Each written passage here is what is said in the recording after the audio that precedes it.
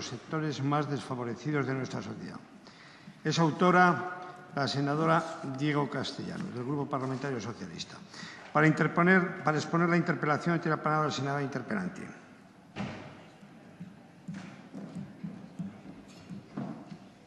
Gracias, señor vicepresidente.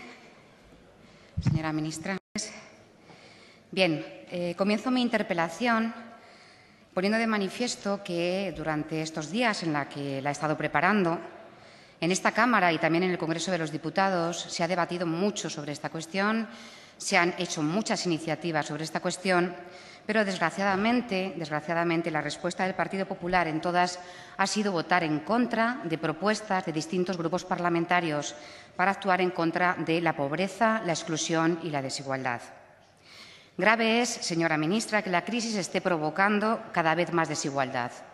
Usted, lo hemos repetido muchas veces aquí, la crisis per se genera desigualdad, genera exclusión social y genera pobreza en nuestro país. Pero lo es más que ustedes, lejos de apoyar estas medidas para paliar el sufrimiento diario de la gente, estén tomando decisiones que están incrementando, señora ministra, de manera muy preocupante la brecha social y económica entre ricos y pobres en nuestro país. Y este, desgraciadamente, es el punto de partida de mi interpelación. No se puede mirar hacia otro lado, señora ministra. No podemos ninguno mirar hacia otro lado. Estamos ante un caso claro de emergencia nacional.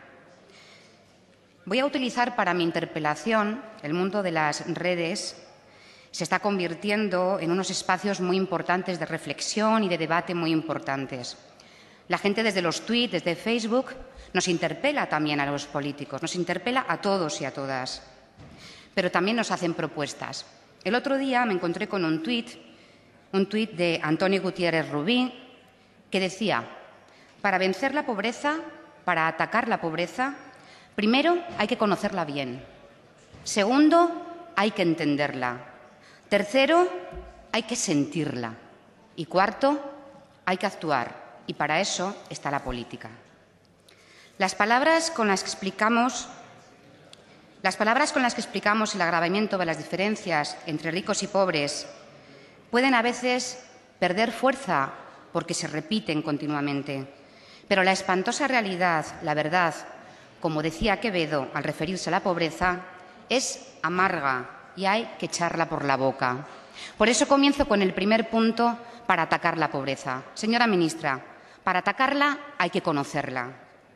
Voy a pararme en esta tribuna a exponer los datos tan alarmantes y preocupantes que ONGs nos han dado y nos están dando en los últimos días sobre la situación que vivimos en España en estos momentos. Es absolutamente necesario hacer visible la pobreza, hacerla visible para conocerla. El riesgo de exclusión social es cada día mayor en nuestro país. El aumento del desempleo ha provocado un número creciente de hogares que carecen de ningún tipo de ingresos. A este proceso hay que añadir la reducción de las ayudas de protección social, obra de su Gobierno. El número de personas atendidas por Cáritas supera el millón. Se estima que 3.200.000 familias necesitan de organizaciones humanitarias como apoyo a la alimentación. UNICEF ha denunciado que más de 2 millones de niños viven en España por debajo del umbral de la pobreza, lo que afecta seriamente a su alimentación, como al rendimiento escolar de los menores. La infancia, señora ministra, lo sabe, se ha convertido en el grupo de edad más afectado por la pobreza en nuestro país. Una vez conocida, para atacarla, para vencer la pobreza, hay que entenderla. Y son las distintas entidades, las que se dedican a ello, las que nos explican qué es lo que está pasando en España y por qué. Y es obligación de los poderes públicos entenderla para tomar medidas y para poder actuar. Cáritas, UNICEF, Cruz Roja y multitud de asociaciones que están en la calle con los ciudadanos, que están sirviendo de gran ayuda con su esfuerzo voluntario, trabajan para que estas personas que se encuentran en situación de exclusión social puedan hacer frente a esta. Pero, señora ministra, no quieren solamente ayudas económicas. No solamente quieren ayudas económicas y de alimentos, sino que también requieren de apoyo psicológico y humano, algo que se echa mucho de menos en su Gobierno y que se echa mucho de menos también en su persona, que representa el Ministerio de Sanidad y de Igualdad en este país. Sin duda, la crisis y los recortes están afectando muy gravemente a la cohesión social. La pobreza se extiende alcanzando a las clases medias, señora ministra, súbitamente empobrecidas. El gran problema de las clases medias es que están silenciadas. Sabemos que ahora, en este momento, el rostro de la pobreza también es el de las clases medias. Y las clases medias están silenciadas porque las propias clases medias les cuesta asistir a los servicios sociales, les cuesta pedir ayuda y, por lo tanto, hay que tomar medidas específicas para ello. Señora ministra, la diferencia entre las rentas más altas en España y las más bajas se han incrementado en un 30%. En España, los más ricos ganan 7 veces más que los más pobres. Es una indecencia. Este titular es una indecencia y es un titular dado en los datos de Cáritas en nuestro país. ¿Y las mujeres? Las mujeres son más susceptibles de caer en niveles de pobreza. Y en el año 2011 la pobreza marcó un nivel máximo del 22,4% de población femenina que cobraba menos de un 60% del salario medio. Esto se ha incrementado muy preocupantemente también el problema del acceso al empleo y las pensiones más bajas, que, como ustedes saben, son de mujeres, la mayoría de pensiones de viudedad. Se nos está machacando, señora ministra, y usted es la directa responsable, porque usted es la ministra de Igualdad. Se nos está empobreciendo, se nos está expulsando de todo, del mercado de trabajo, pero sobre todo, algo que es muy preocupante, se nos está criminalizando y se nos quiere tutelar. ¿Cómo entendemos, por lo tanto, lo que está pasando? Hay un informe de sostenibilidad de España del Observatorio del Ministerio del Medio Ambiente que dice: las causas del aumento de la pobreza se relacionan con las políticas de austeridad y el incremento del paro.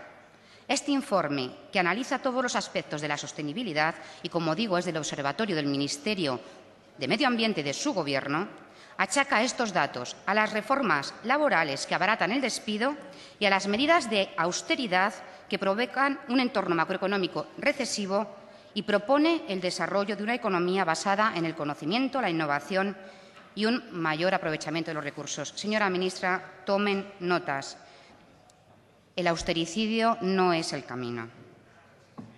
Bien, hay que entender la pobreza. Hay que entender qué es lo que ocurre en España en este momento. La crisis genera pobreza, pero su Gobierno la multiplica. Y eso es entenderla.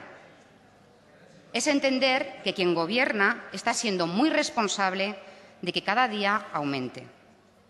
Y, por lo tanto, nos queda el último punto.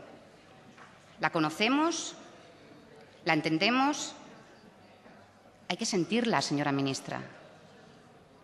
Y en muchas ocasiones, cuando usted está en este Parlamento, cuando a usted se le habla de lo que está ocurriendo con las mujeres, cuando a usted se le habla de lo que está ocurriendo con las personas empobrecidas en este país, usted realmente, yo estimo que usted tiene que tener sentimientos, pero es que esos sentimientos en política hay que sentirlos de verdad y hay que transmitirlos.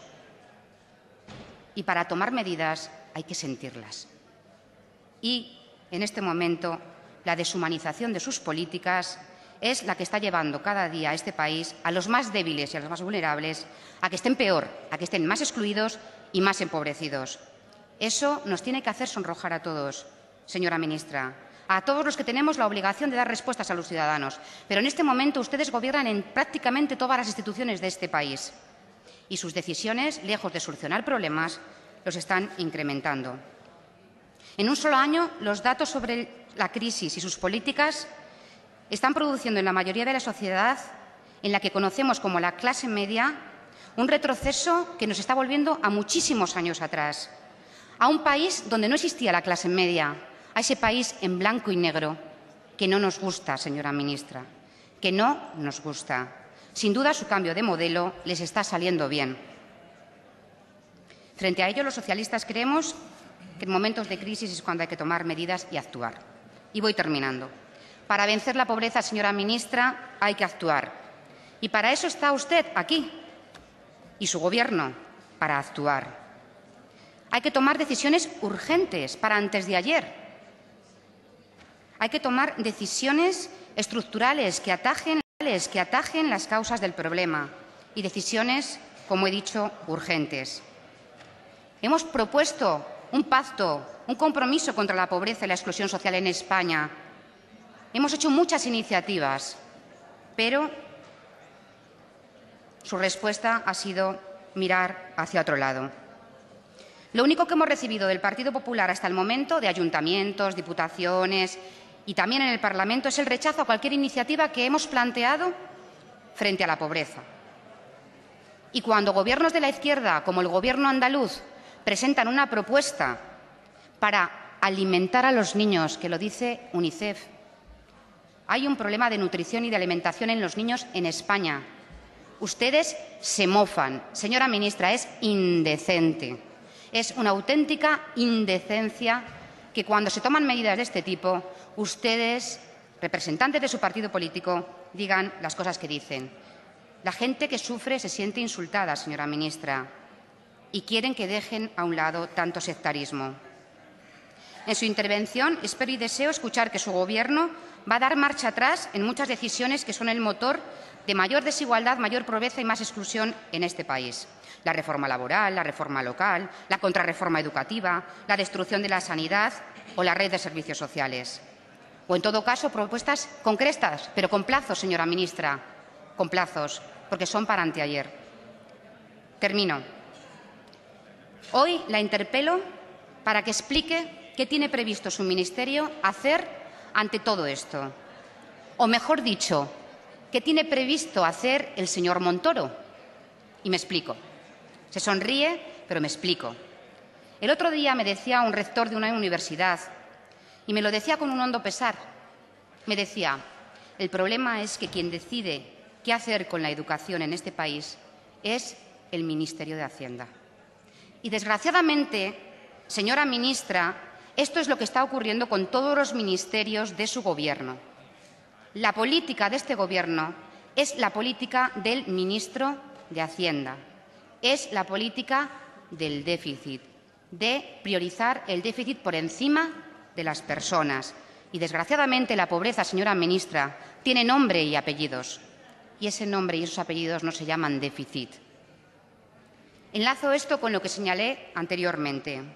Un Gobierno en el que la última palabra la tiene el ministro de Hacienda es un Gobierno deshumanizado. Espero, señora ministra de la Desigualdad, que hoy dé una lección de responsabilidad y de compromiso real con los más débiles y vulnerables, que es su obligación, y que tengamos que dejar de llamarla así, ministra de la Desigualdad. Muchas gracias. Gracias, señoría.